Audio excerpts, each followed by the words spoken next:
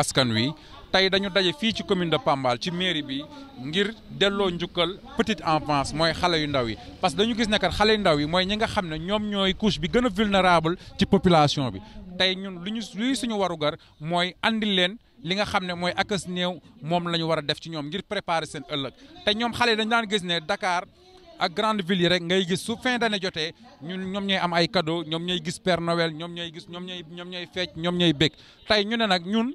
fii ci suñu commune fii ci Pambal monde rural bi la xew Dakar xew feneen dañ leen koy andil fekk leen seen biir kër fekk leen fa ñu nekk ne leen kat Père Noël ñëw na ci yéen ñëw na Pambal ngir leen andi leen cadeau yi ngeen di seetaan ci télé yi ak li ngeen di gis ci yeneen dëkk yi moo tax tey ñu organiser lii fii ci mairie bi jël lu mat 400 xale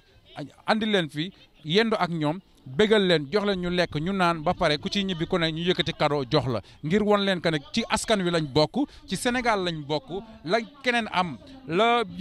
réewu taax yi am ñun fii tamit ci monde rural bi war nañ koo mën a am war nañ koo defal suñu askan moo tax ñu jël loolu def ko ngir lan bégal suñu xale yi ngir taxawu leen accompagner leen ngir seen ëllëg mën a yomb. waaw njeexitalu at mi liñ ci def mooy sant yàlla. ndax kat bi ñu falee ak léegi ci wàllu électricité am nañ ci jéego yu am solo ndax tey soo jëlee 21 villages ak 5 hameaux yëpp tey ñetti villages rek ñoo ci amatul courant accès universel à l'eau village yëpp tey am nañ ndox ba lu ñu wax léegi mooy jël ndox officiel bi mooy SDE moom mooy programme bi nga xam moom laa démarré bëgg koo fexe tamit SDE bi am ci village yëpp tamit. ci wàllu njàng amul benn école booy dem fekk fa abri provisoire amul benn école booy dem fekk fa ay table banc yu manqué lépp def nañ ko ci ba ren jii ñu ngi préparé benn projet boo xam ne dañuy def ñaari CM yoo xam ne fii lañ koy construire ci wàllu tàggat yaram fexe nañ ba xale yi nawetaan yi nga xam dañ ko daan def ci bayal tabax nañ benn stade municipal boo xam ne tey ren fa lañ fubalee nawetaan kon daal jàpp nañu ci wàllu santé tabax nañ fi benn centre de santé boo xam ne fii jigéenu Pambal soo wannee lor fii ngay defee échographie fii ngay gisee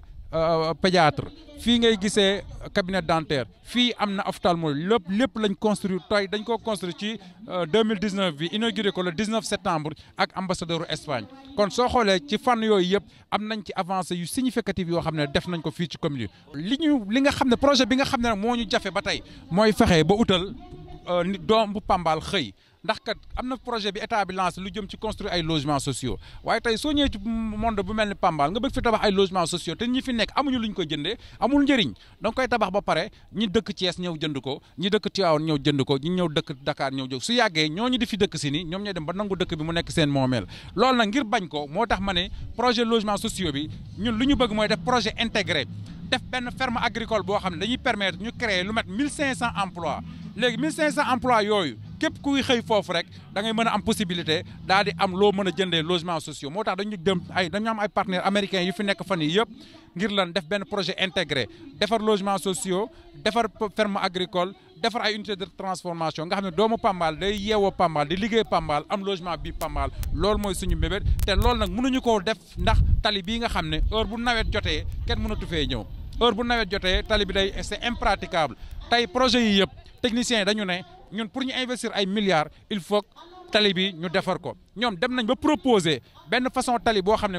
moom la ñuy defaree aéroport yi tey ñu ne su état joxee luy garantie kese ñoom mën nañ koo financer boole ko ci projet bi financer ko nga xam ne def ko sur 10 ans wala 15 ans pour état rembourser ko loolu yëpp def nañ ko yoon bi day impraticable parce que su gàmmu jotee at bu jot am kuñ fi rey oto yi am kuñ fi rey ak gàmmu gii passé rek am na benn bis bi rey na fi kenn gàmmu daaw benn bis rey na fi ñaari nit gàmmu daawaati jéeg benn bis daanu na fi ba am lu mat ñaari moor kon yoon bi waxuñu ko ngir ñun kese population bi waaye dañ ko wax aussi ngir population bi ndax yoon boo xam ne su gàmmu jotee fii la ñuy jaar su màggal jotee fii la ñuy jaar yoon bi tey yaakaar naa ni bi ñuy def ko évaluation dans le cadre de la territorialisation au niveau de la gouvernance nee nañ priorité région de Thiès mooy tali bi nga xam ne moo jógee Pambal jaar Daaru Alpha dem ba Tivaouane xam nga tey li ñu jaaxal mooy daaw bu ñuy voté budget assemblée nationale jël nañ ko boole ko ci budget bi voté ko ne pali bi kat war nañ koo def ci 2019 waaye tey dañoo dem ba 2019 jeex te gisuñu benn lenn loo xam ne may nañu yaakaar que ni kat lii nga xam ne voté woon nañ ko dinañ ko def moo tax tey na ñuy lancer appel chef de l'État ne ko kat tali bii nga santaane woon ba ñu def ko ci budget bi ma nga valider ko assemblée voté ko ba tey tali bi kenn defaru ko jéemaguñ ci dara commencé guñ ci dara ñu ngi koy ñaan nag mu ñëw dimbali ñu ci jàppale ñu ndax ñun soxlawuñu leneen ci moom tey président de la république man maire Pambal soxlawuma nga def ma directeur soxlawuma benn poste de nomination lenn ak li ma liggéey ci APR liggéey ko ci li jàppalee la ko lenn la commune de Pambal laaj mooy nga defar leen seen tali bi leneen lu dul loolu soxlawuñu benn xëccoowuñu poste xëccoowuñu dara lenn rek laa bëgg mooy tali bii nga defaral ñu ko ngir askanu Pambal mën cee gis boppam ci plan Sénégal émergent bi ngay woote. On s'est réunis aujourd'hui à l'hôtel de ville de Pambal. Je ne vais pas dire l'hôtel de ville, mais à une garderie qui nous sert d'hôtel de ville pour essayer de satisfaire la population de Pambal à travers la petite enfance. La petite enfance fait partie de notre couche de la population qui est la plus vulnérable, et surtout la petite enfance du monde rural. C'est pour cela que, comme le président de la République a parlé d'équité territoriale, on essaie, la communalisation intégrale, on est forcé à essayer d'assurer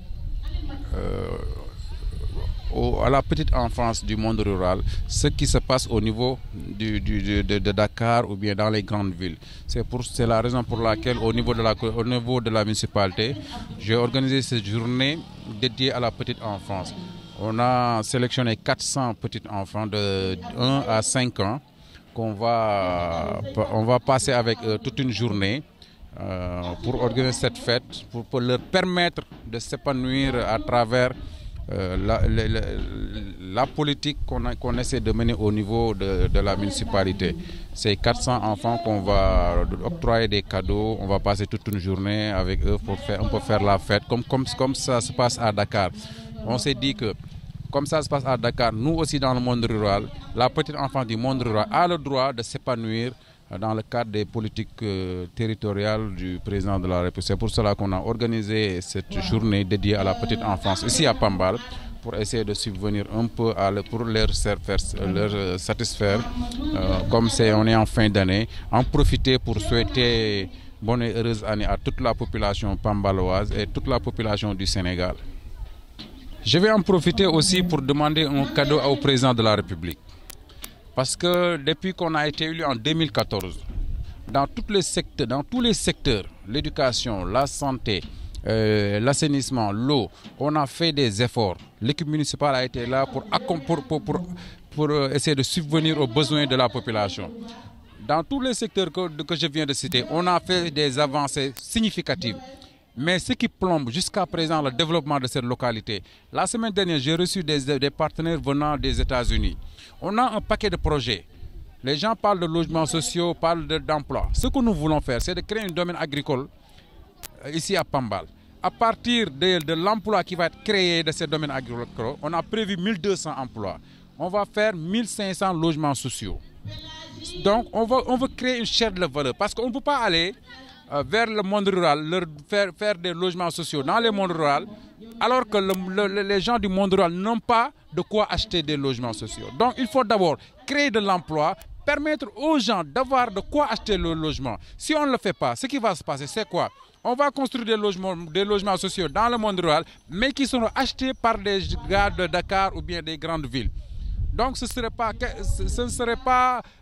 vraiment adéquat à ce qui se passe. Moi, quand ils m'ont proposé le projet, vraiment ce que j'ai dit, c'est je ne peux pas faire des logements à Pambal pour les gens de Tivaouane. Je ne vais pas construire des logements à Pambal pour les gens de Thiès. Ce que je veux et ce que je vais faire, c'est de construire des logements sociaux pour la population de Pambal. Même s'ils n'ont pas d'emploi, on a des terres et on a des partenaires qui sont là pour nous accompagner. Mais le seul souci qu'on a, c'est qu'on ne peut pas investir 12 milliards dans une localité où, à partir du mois de juillet, la piste est inaccessible. C'est ce qui plombe le projet depuis plus de 8 mois. On a fait les études, mais jusqu'à présent, on ne peut pas démarrer le projet parce qu'on ne peut pas investir des milliards sur une piste qui fait plus de 20 km et à partir du mois de juillet, il devient inaccessible. C'est la raison pour laquelle je lance un appel solennel à son Excellence, Monsieur le Président de la République. Depuis 2010, Pambal a toujours été à vos côtés. Depuis 2012, vous avez lancé le plan Sénégal émergent. Et nous, population de Pambal, nous attendons à ce que le plan Sénégal émergent soit une réalité ici à Pambal. Parce que jusqu'à présent, depuis 2014, on nous parle de cette route. L'année dernière, ça a été voté au niveau de l'Assemblée nationale, au niveau du budget, mais jusqu'à présent, rien n'a été réalisé. Donc je lance un appel solennel à son Excellence, Monsieur le Président de la République, que ce que nous voulons, on ne demande pas de poste de directeur. Je ne veux pas être ministre. On ne veut pas être nommé ou quoi que ce soit. On ne demande qu'une seule chose, c'est le bitumage de l'axe Tivaouane-Pambal Darou Alpha. C'est ça qui va nous rendre, c'est la seule façon pour que la commune de Pambal puisse émerger. Donc nous lui lançons, en plus de cela, chaque année, il y a, durant le Gamou, durant le Magal, des véhicules tuent des gens de la commune. Pourquoi? Parce que c'est à cause de l'état vraiment désastreux de cette route. Chaque année, on déploie des morts ici. Il y a de cela 2 mois, lors du dernier gamme, il y a eu un mort. L'année dernière, il y a eu 2 morts. Vraiment, c'est une route qui bloque le développement, mais aussi qui cause beaucoup de morts pendant les Mauloud et les Magal. Si vous voyez actuellement à Pambal, on n'a pas d'abri provisoire. On a construit un stade municipal pour la jeunesse. On a construit un centre de santé qui n'existe nulle part au Sénégal dans le monde rural. C'est la seule commune où tu viens, tu veux faire de l'échographie, tu as besoin de pédiatrie, ophtalmo, cabinet dentaire, vous pouvez tout avoir sur place. Donc on a fait beaucoup d'avancées dans ce centre de l'éducation, de la santé et des infrastructures. Mais jusqu'à présent, comme je le disais tout tantôt, ce qui nous reste à faire, c'est de créer de l'emploi. Et on ne peut pas créer de l'emploi sans l'agriculture. Nous, on mise sur l'agriculture pour créer de l'emploi. Alors que tous les partenaires qui viennent ici, ils ne peuvent pas investir pour créer une ferme agricole là où, à partir du mois de juillet, la piste devient inaccessible. Donc, on lance encore un appel à son Excellence, Monsieur le Président de la République, pour que la route de Pambal puisse être bitumée. Voilà, le projet avec Prodac, on a fait le CLD. Les partenaires sont venus. On avait même entamé l'achat des équipements. Mais quand les études techniques, quand les techniciens sont venus, la seule chose qui bloque jusqu'à présent le projet, c'est la piste de Pambal.